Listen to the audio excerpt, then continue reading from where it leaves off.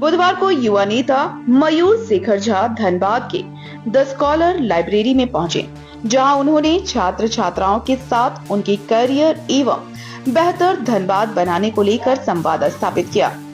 इस सत्र के दौरान उन्होंने सर्वप्रथम छात्रों से परिचय प्राप्त किया।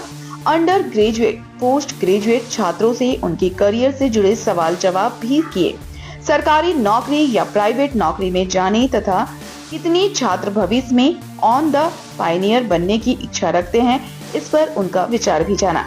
छात्रों का मार्गदर्शन करते हुए मयूर शेखर झा ने एक बड़ी अच्छी बात कही कि आप सरकारी पद पर रहकर, प्राइवेट जॉब में रहकर भी और साथ ही ऑन द पायनियर बनकर भी समाज में अपना योगदान दे सकते हैं।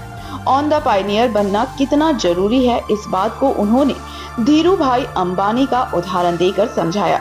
उन्होंने बताया कि 1966 में धीरू भाई अंबानी को टीचर की जॉब लगी थी। यह सोचकर ही ताज्जुब होता है कि अगर वे टीचर की नौकरी कर ली होती तो आज कितनों की जॉब नहीं लगी होती, वेल जनरेट नहीं होती और दुनिया की इतनी बड़ी कंपनी नहीं होती। उन्होंने छात्रों को मोटिवेट करते हुए कहा कि किसी भी प्रोफेशन को हीन दृष्टि से न देखें, हर प्रोफेशन नोबल प्रोफेशन है। उन्होंने आगे कहा कि लाइफ कभी भी आसान नहीं है। आज प्रतियोगी परीक्षाओं की तैयारी कर रहे हैं, इसलिए मेंटली प्रिपेयर हैं। कल जब जॉब लगेगी तब भी एक नया संघर्ष आपके लाइफ से जुड़ जाएगा। काम में बेटर परफॉर्म करना चैलेंजिंग होगा।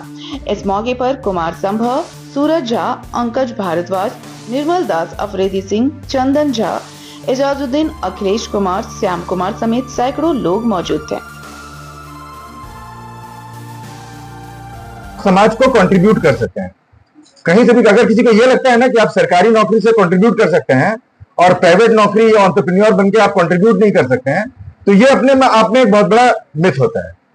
तुम सोचो, अगर 1960s में धीरू भाई अंबानी को उनके माँ बाप ने कहा होता कि नहीं, तुमको सरकारी नौकरी ही करना है, तो आज देश का क्या हाल होता है। कभी सोचो, धीरू भाई अंबानी को तुम लोगों को पता होगा एक सरकारी स्कूल में टीचर का नौकरी लगा था 1966 में।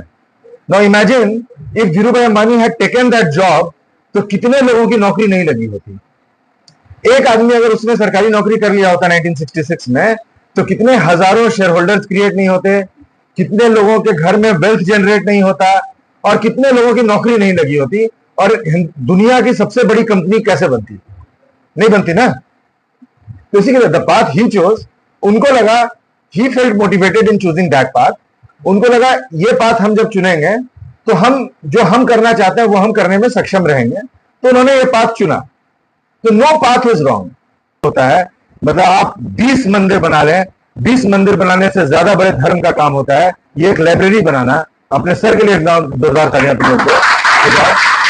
जो लाइब्रेरी बना के तुमने किया ना।